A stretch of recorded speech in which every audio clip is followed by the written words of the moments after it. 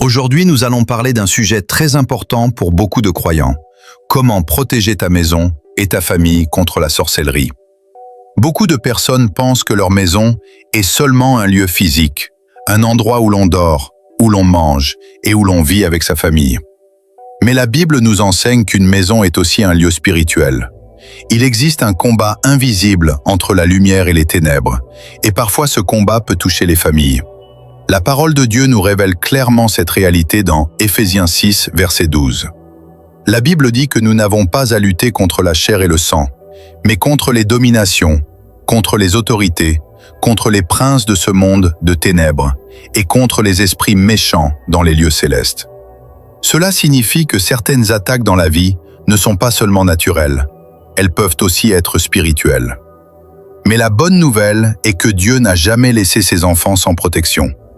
Dieu veut protéger ta maison, ton foyer et ta famille. Lorsque la présence de Dieu habite dans une maison, les ténèbres perdent leur pouvoir. La Bible nous donne une déclaration très puissante dans Josué 24, verset 15. Il est écrit « Moi et ma maison, nous servirons l'Éternel ». Cette déclaration montre que lorsqu'une personne décide de servir Dieu, cela peut transformer l'atmosphère spirituelle de toute sa maison. La deuxième chose que nous devons comprendre est que la plus grande protection pour une maison est la présence de Dieu. Beaucoup de personnes cherchent la sécurité dans les choses matérielles, mais la véritable sécurité vient de Dieu.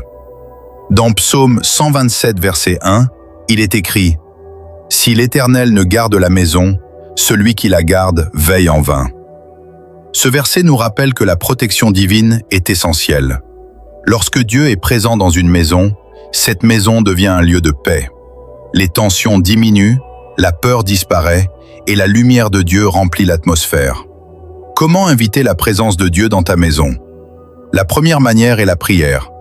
Une maison où l'on prie régulièrement devient une maison spirituellement forte. La deuxième manière est la parole de Dieu. Lorsque la Bible est lue dans une maison, elle apporte la lumière et la vérité. La troisième manière est d'honorer Dieu dans la vie quotidienne. Lorsque ta famille cherche Dieu, sa présence devient une protection pour ton foyer. Si ce message te parle déjà, prends un instant pour soutenir cette vidéo.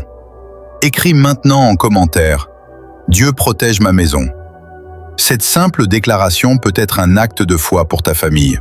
N'oublie pas aussi de mettre un like à la vidéo et de t'abonner à la chaîne pour recevoir d'autres enseignements bibliques qui vont fortifier ta foi et t'aider à protéger spirituellement ta maison et ta famille. La troisième clé pour protéger ta maison est de comprendre l'autorité spirituelle que Dieu donne aux croyants. Beaucoup de chrétiens vivent dans la peur parce qu'ils ne savent pas qu'ils ont une autorité en Dieu. Mais la Bible est claire. Dans Luc 10, verset 19, Jésus dit « Voici, je vous ai donné le pouvoir de marcher sur les serpents et les scorpions, et sur toute la puissance de l'ennemi, et rien ne pourra vous nuire. » Cela signifie que Dieu donne à ses enfants une autorité spirituelle. Lorsque tu pries pour ta maison, tu peux déclarer la protection de Dieu sur ton foyer. Tu peux prier pour chaque pièce de ta maison. Tu peux demander à Dieu de protéger tes enfants, ton couple et tous ceux qui vivent sous ton toit. La Bible nous enseigne aussi une autre vérité puissante dans Jacques 4, verset 7. Il est écrit « Résistez au diable, et il fuira loin de vous. » Cela signifie que lorsque tu te tiens dans la foi et dans la prière, les attaques spirituelles perdent leur pouvoir.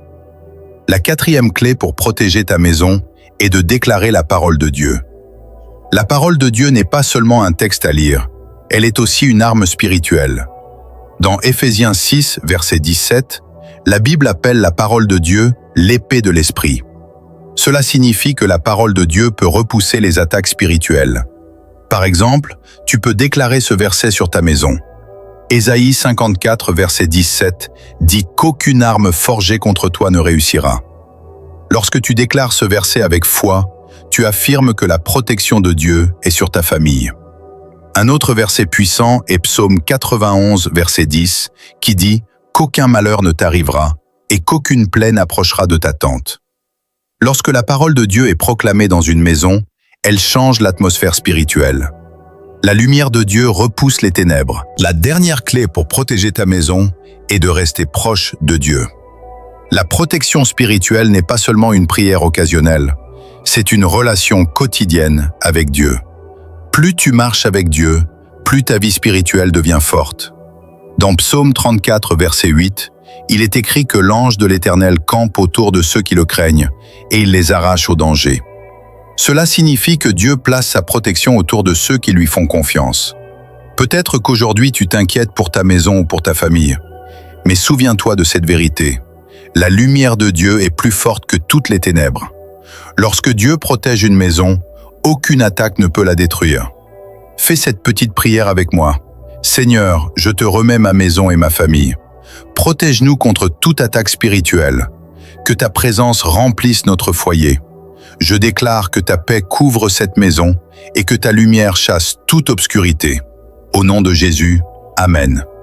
Si ce message t'a encouragé, écris maintenant en commentaire « Dieu protège ma famille ». Partage cette vidéo à quelqu'un qui a besoin d'entendre ce message aujourd'hui.